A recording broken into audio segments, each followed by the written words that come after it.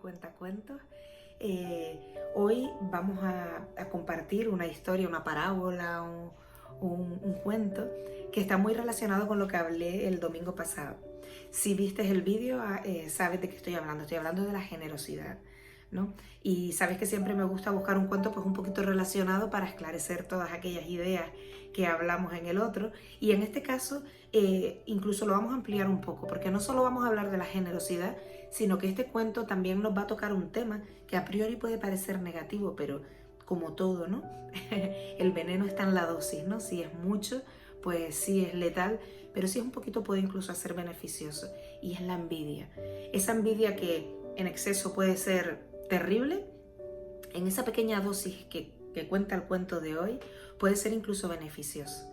Y es esa envidia de otras personas, de cuando vemos a otra persona ser grande, ser inmensa, esa envidia que nos hace querer ser como ellos, que nos hace crecer, ¿no? Romper ese cascarón y decir, uy, no, yo aquí me he quedado pequeño, yo quiero ser como él, qué envidia, ¿no? Como es, quiero llegar a parecerme, ¿no? Pues esa pequeña parte de envidia que puede llegar a ser sana, este cuento también la refleja, y por eso me ha parecido tan interesante. Se trata de la parábola del coche rojo, y es una historia que viene a contar pues algo muy bonito en una relación entre dos personas, de cara a la generosidad que hablábamos. Y comienza así. Era un niño pequeñito, unos 9 años, que vivía en un barrio humilde, un barrio en cualquier lugar del mundo, un barrio humilde de trabajadores, de personas que tienen que salir a pelear y a luchar por ganarse un jornal, ¿no? Y como en esos barrios humildes sabemos todos que esas plazas no son plazas donde se juega de manera ordenada, como es en los colegios a lo mejor, ¿no? De que los niños pequeños con los pequeños, los grandes con los grandes, sino que en esas circunstancias se ven esas plazas llenas de gente, llenas de personas mayores a niños de 9 años que juegan con niños de 15 o con chicos jóvenes de 20 años que pasan la tarde en esa plaza y se reúnen todos juntos, se protegen, se cuidan, se divierten y pasan el tiempo juntos. Pues ese es el caso que se nos da, y es que el niño pequeño que te comentaba de 9 años, Daniel, conoce a muchísimos niños, juega con los más pequeños, charla con los medianos, y con los grandes siempre intenta aprovechar, ¿no? Todas esas experiencias que tienen, que aportan, y que él todavía no se ha visto en situación de vivir. Entonces es un niño que se relaciona pues con todos, y que dentro de su humildad, de su pobreza, de sus circunstancias, es un niño jovial, es un niño alegre, es un niño que le gusta relacionarse con todo el mundo, que no tiene reparo en hablar con una persona o con otra, y en ello crece esa amistad con Antonio, otro chaval de su barrio, bastante más mayor, tiene 19 años. Antonio quiere muchísimo a Daniel, y Daniel idolatra mucho a Antonio, ¿no? Antonio es un chico que se ve obligado incluso a trabajar, a salir del pueblo con un viejo coche, una medio vieja tartana que tiene para cruzar todo el barranco y llegar al otro pueblo donde trabaja, porque su madre está enferma y necesita ganar un jornal para traerlo y ayudar así a su madre. Otros hermanos también han tenido que abandonar el pueblo por motivos laborales, porque su madre en esas circunstancias pues era incapaz de mantener una familia con tantos hijos y sin ella apenas poder trabajar. Pues como te contaba, Antonio tenía un antiguo coche, ¿no? Y siempre iba a un coche muy ruidoso, haciendo mucho ruido, que todos en la plaza sabían cuando él llegaba, porque se oía el de ese coche dando mini saltos, ¿no? Hasta que llegaba y lo paraba. Pero aquel día algo fue diferente. Daniel estaba en la plaza esperando que llegara Antonio, y Antonio llegó, pero no llegó con aquellos ruidos, no llegó con aquella tartana, sino que llegó con un precioso coche rojo, nuevo, maravilloso, descapotable, brillante, tanto que Daniel, cuando lo vio llegar, tuvo que cerrar los ojos porque tanto brillo lo encandilaba. Salió corriendo a buscarlo, y cuando llegó a la puerta le dijo: Antonio, ¿y este coche? ¿Dónde está tu coche? No entiendo nada. Y Antonio le dijo: mira, Dani, mi coche se murió.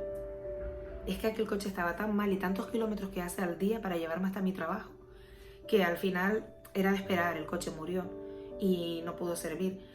Y me sentí súper triste porque de verdad lo necesito, no puedo ir a trabajar si no tengo un medio para ir hasta allí, ¿no? Tengo que cruzar todo el barranco, todo el pueblo, y lo necesitaba. Y dice Daniel: pero claro, ¿pero cómo? ¿Y de dónde lo sacaste? No sé, este coche tiene que ser carísimo. Y Antonio le dijo que sí, que era bastante caro y que se lo había regalado su hermano, aquel que vivía fuera del pueblo. Daniel no salía de su asombro. Le dijo, ¿pero cómo? ¿Tu hermano se ha ganado la lotería? ¿Se ha ganado algún premio? Este coche tiene que ser carísimo. Y Antonio le dijo, no se ha ganado ninguna lotería. Simplemente es que ha tenido que pedir un adelanto en su trabajo. Incluso se acercó al banco a pedir un crédito para poder comprármelo, porque me vio tan triste y tan afectado, y además la preocupación de que yo pueda perder mi trabajo por no poder ir hasta allí. Entonces mi hermano, pues, lo arregló como pudo. Fue corriendo a su empresa, habló con su jefe, consiguió que le dieran un adelanto y el resto del dinero que le faltaba por pagar, pues fue al banco y consiguió que le dieran un crédito para poder comprarlo. El pobre, el coche es carísimo, va a estar por lo menos 4 años para pagarlo. La verdad es que sí. Entonces, claro, Daniel estaba asombrado y le dijo, wow, qué envidia. Mirando el coche, asombrado. Y Antonio le dijo, claro, Dani, normal. Es normal que sientas envidia. Te encantaría, ¿no?, tener un coche como este. A lo que Daniel le contesta, ¿no? ¿Qué haría yo con un coche como este? No tengo ni carnet, no. Y dice Antonio, vale. Empiezo a entenderte, ¿no? Lo que te gustaría es tener un hermano como el mío. Y Daniel le dice, no. Claro que bueno, sería bueno, ¿no?, tener un hermano como el tuyo y rodearse de personas así. Pero no, tampoco lo envidio. Entonces Antonio, sorprendido, dice, ¿y qué es lo que envidias, Daniel? No entiendo. Y Daniel le dice, lo que envidio es que me gustaría ser como tu hermano. Que cuando yo crezca, me encantaría poder llegar a ser como es tu hermano. Y ahí está lo bonito de este cuento. En esas personas que son capaces de envidiar sanamente, como te decía al principio, a esas personas grandes, que se quiten todos los filtros que nos han metido en esta sociedad de tener un gran coche, de tener personas que nos resuelvan. No, el niño desde su inocencia, desde su mayor vulnerabilidad, reconoció que lo que envidiaba era el poder llegar a ser como él.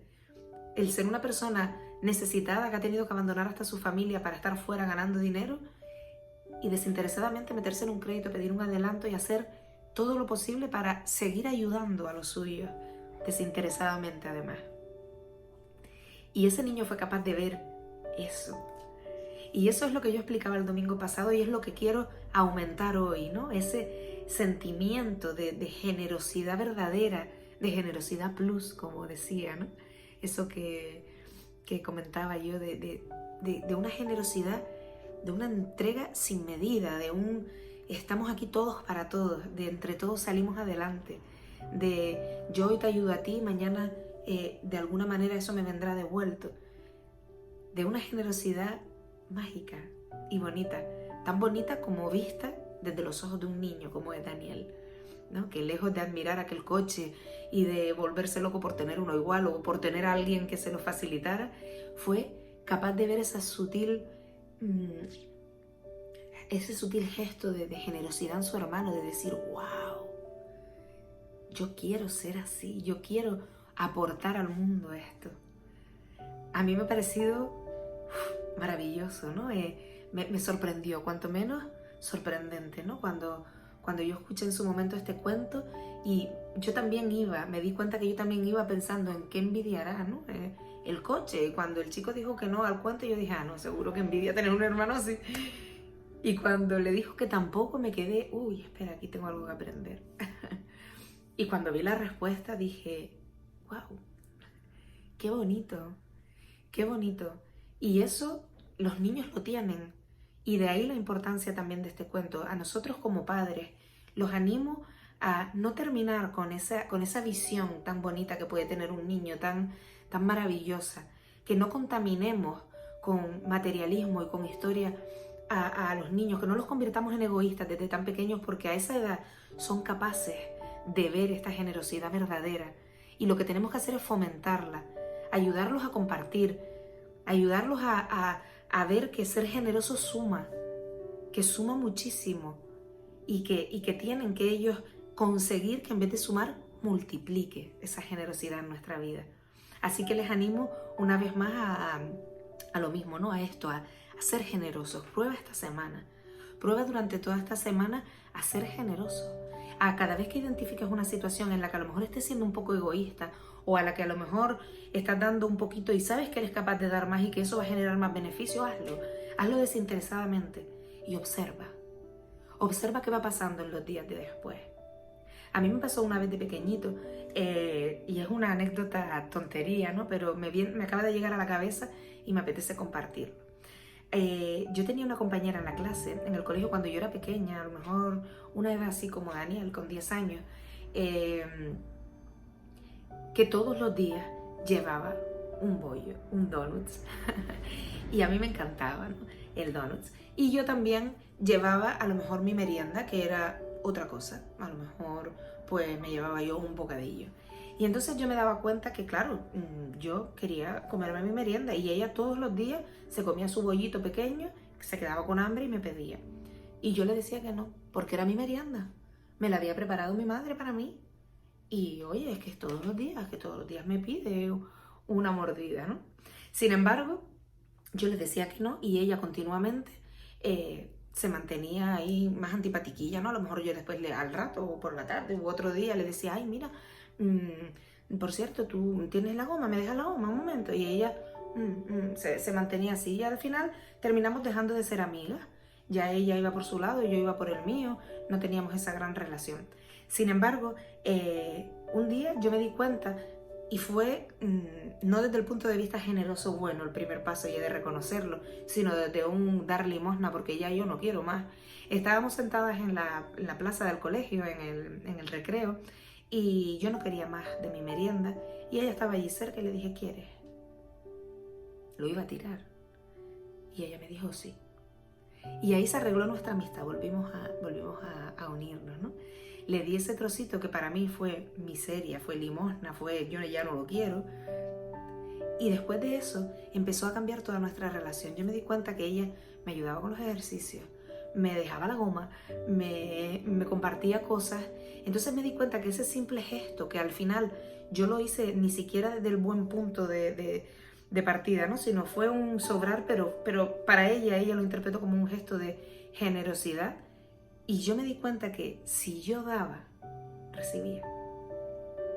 Y a partir de ahí empecé a desarrollar mi generosidad ya voluntaria, ya no un sobra, sino entendí todo, entendí que si yo desde el primer día le hubiera dado una mordidita de mi merienda, hubiera compartido con ella porque ella tenía hambre, tenía esa necesidad y yo le ayudaba a cubrirla, ella me iba a cubrir a mí las mías. Y al final eso se iría expandiendo, porque si todos hacemos lo mismo, se va expandiendo y al final todos somos generosos con todo, todos compartimos y todos crecemos y avanzamos.